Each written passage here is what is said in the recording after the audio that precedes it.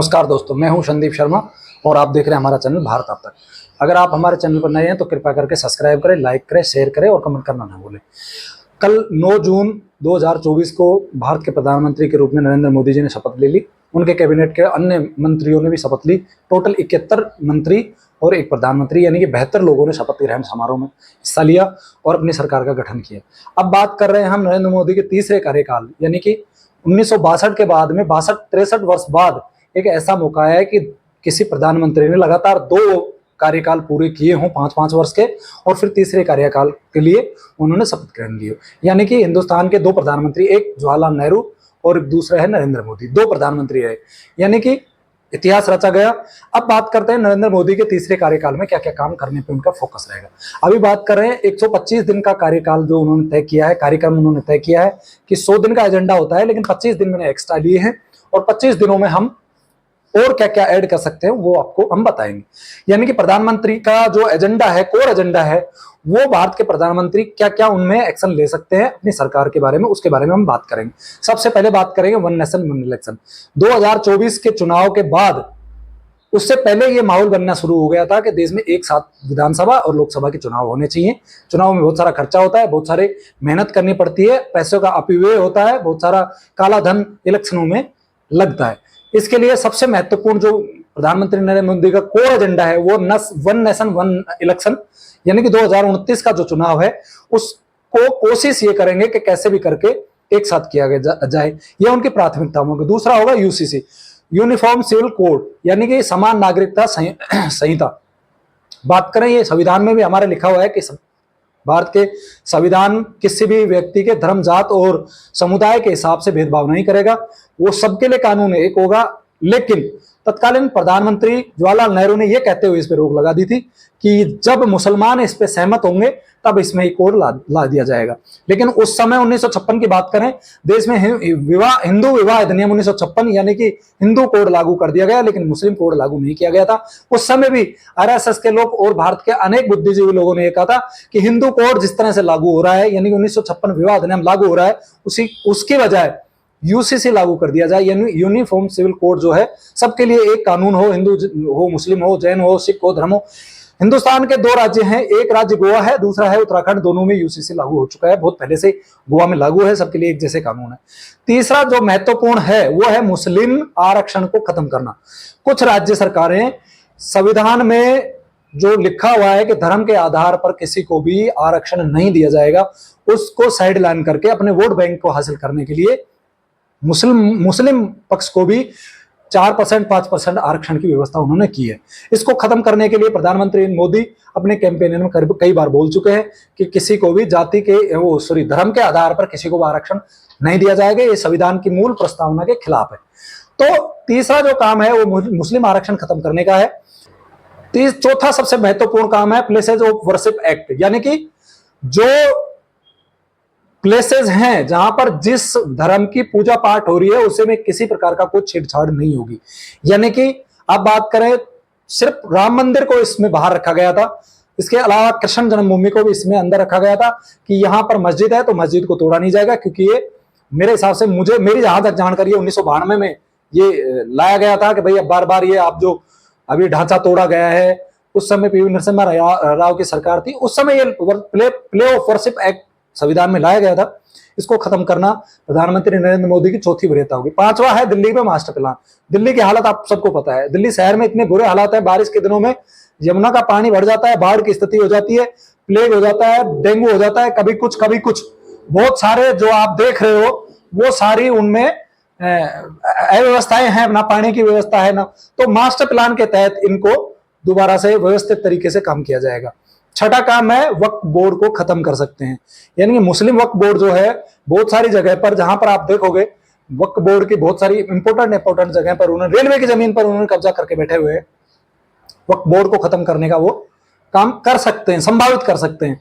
7वां है महिला आरक्षण। महिला आरक्षण आपको पता है 33% महिलाओं को आरक्षण दे दिया गया है।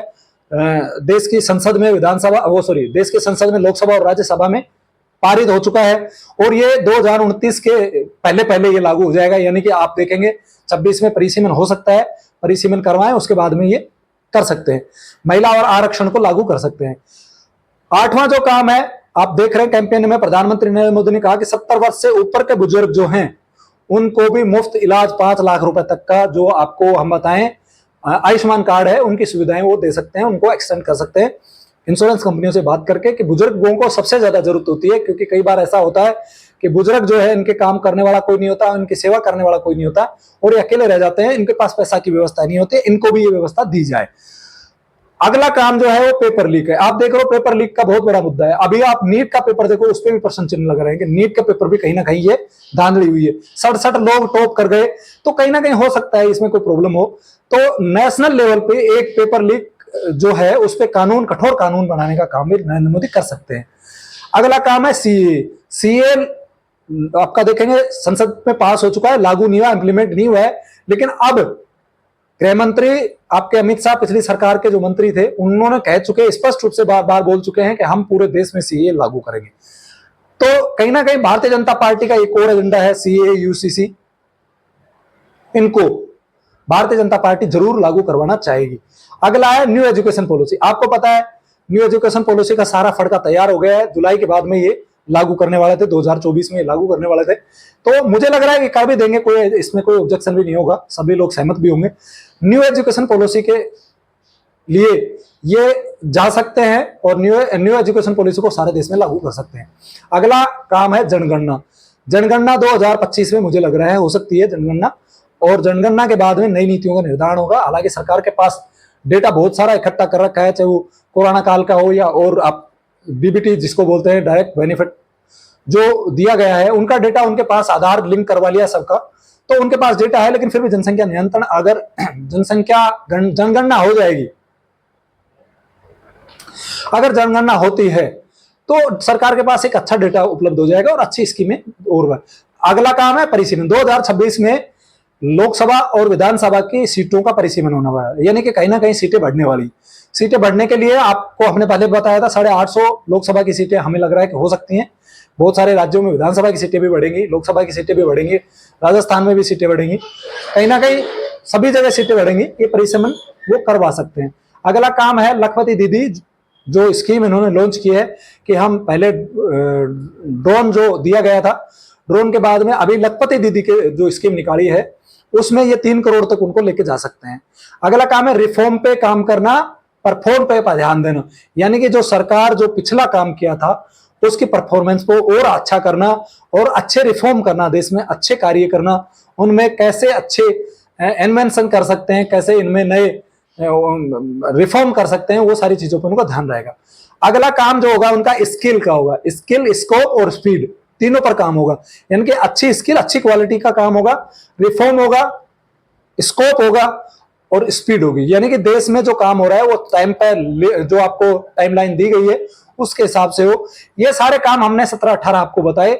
आने वाले समय में मुझे लग रहा है कि प्रधानमंत्री नरेंद्र मोदी इनको कर सकते हैं और इनको करना भी चाहिए।